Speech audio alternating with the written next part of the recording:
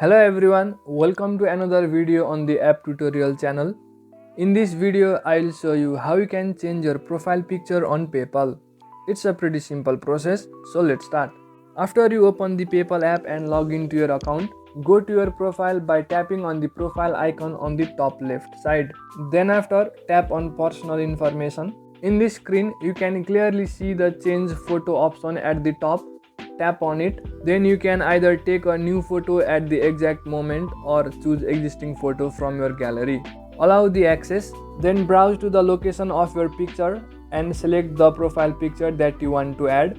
Then after, you can also rotate or crop your profile picture.